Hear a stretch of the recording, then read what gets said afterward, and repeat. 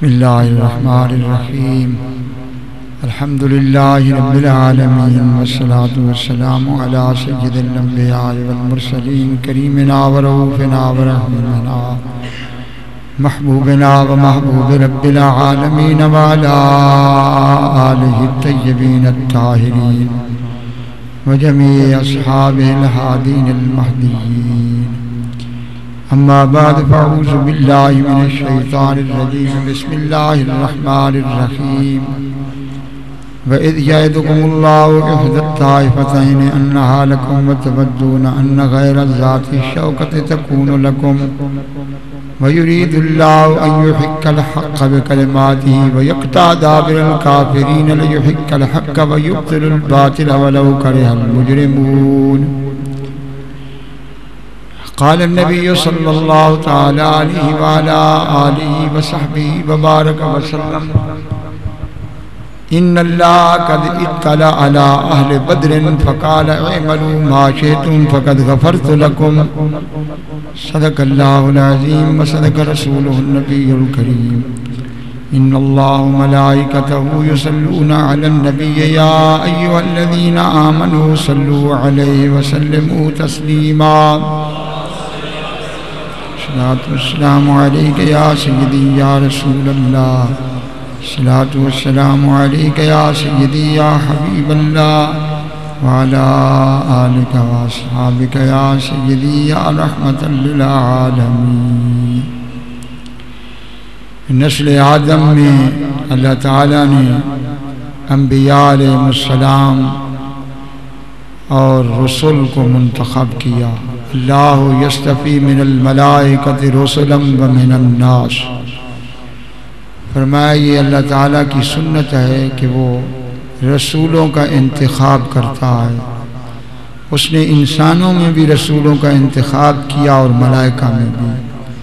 اس نے اپنا پیغام بھیجنے کے لیے جس نے حضرت جبرائیل امین کا انتخاب کیا. تو زینت عالمین اور ہر دور کے اندر شرف کائنات وجود رسالت ہے.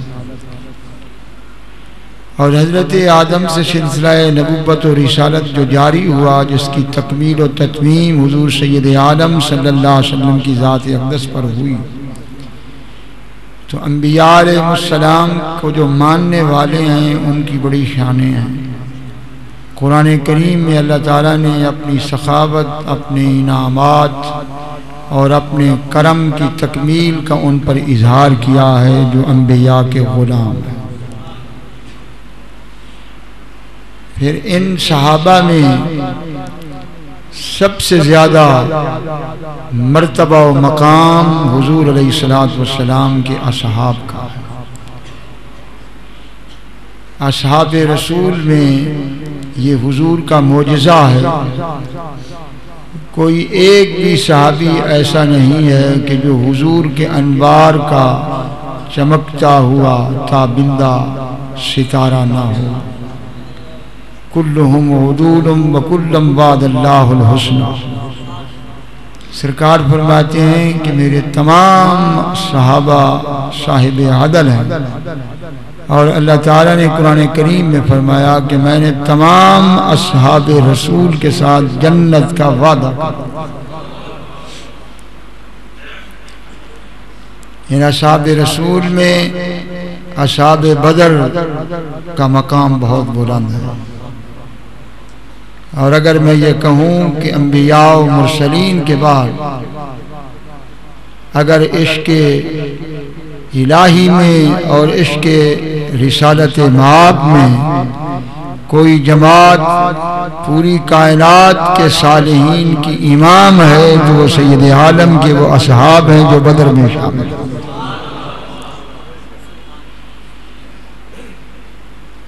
اصحاب بدر کو اس لیے بلند کہا جاتا ہے کہ انہوں نے کسی مقام پر بھی اپنے نفس کو قریب نہیں آنے دیا.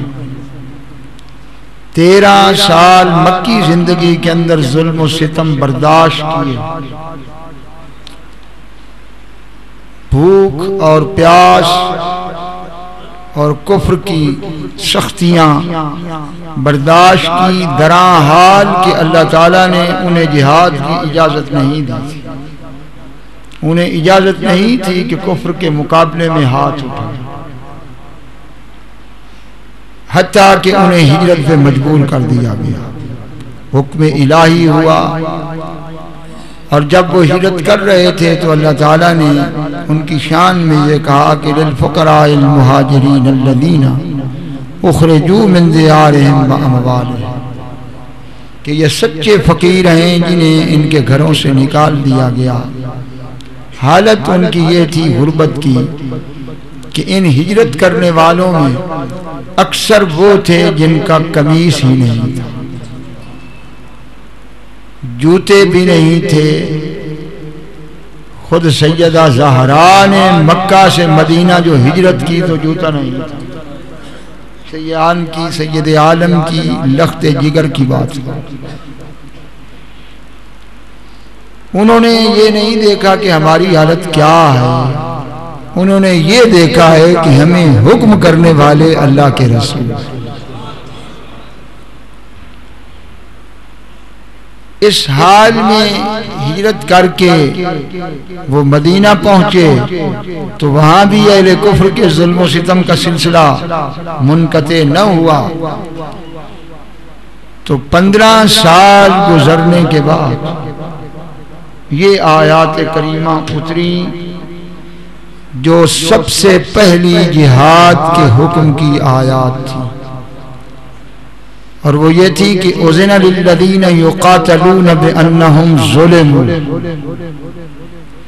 آج اجازت دے دی گئی ہے انہیں قتال کی جن پر ظلم پہ ظلم کیے جاتے رہے. وَإِنَّ اللَّهَ عَلَىٰ نَصْرِهِمْ لَقَدِيرٌ، اللہ ان کی مدد پر قادر ہے. لیکن اللہ تعالی یہ پرکھنا چاہتا تھا کہ کون غلامی مصطفیٰ میں ثابت قدم ہے اور کون ہے کہ جس کے پاؤں لغزش کھاتے. فرمایا 15 سال میں نے انہیں دیکھ لیا، اب انہیں اجازت دے دی گئی ہے. الذین اخرجوا من دیارہم بغیر حق الا ان یقولوا ربنا اللہ، جن کو مکہ کے گھروں سے صرف اس لیے نکالا گیا کہ وہ یہ کہتے تھے کہ ہمارا پروردگار اللہ. یہ 15 سال کی امتحان اور آزمائش کے بعد انہیں اجازت دی گئی کہ اب تم کفر کی سختیوں کے مقابلے میں قوت بازو سے جواب دے سکتے. یہ ہے وہ حقیقت جس کا قرآن نے ذکر کیا ہے. اور چونکہ یہ 15 سال کے بعد جب اجازت ہوئی تو وہ بھوک اور پیاس کو برداشت کرنے والوں نے 313 نے کفر کے ایک لشکر جرار کو دن کے تھوڑے سے حصے میں ٹکڑے کر کے رکھا. اور اللہ تعالیٰ نے کہا کہ یہ غزوہ بدر کو کہا کہ یوم الفرقان، کہ یہ دن کفر و باطل اور حق و باطل میں بہت زیادہ فرق کرنے والا. یہاں کچھ تو وہ باتیں ہیں کہ جو کفار نے بلکہ فرنگی نے اپنے لٹریچر میں لکھی. وقت یہ نہیں ہے میرے پاس کہ میں ان لوگوں کی لچر باتوں کا جواب دوں، کیونکہ یہ اندھے ہیں، ان کو کیا خبر، اور ہمیں وقت ضائع کرنے کی کیا ضرورت ہے. انہوں نے دیکھا کہ روئے زمین پہ کوئی قوم نہیں جو اللہ اور اس کے رسول پر اپنی گردنیں کٹانے کے لیے ہتھیلی پر جان رکھ کر پھر رہی. اور اس کو انہوں نے انالیسس کیا. انہوں نے کہا کہ کوئی اور بڑا تھریٹ ہمارے لیے نہیں ہے سب سے بڑا تھریٹ یہ جذبہ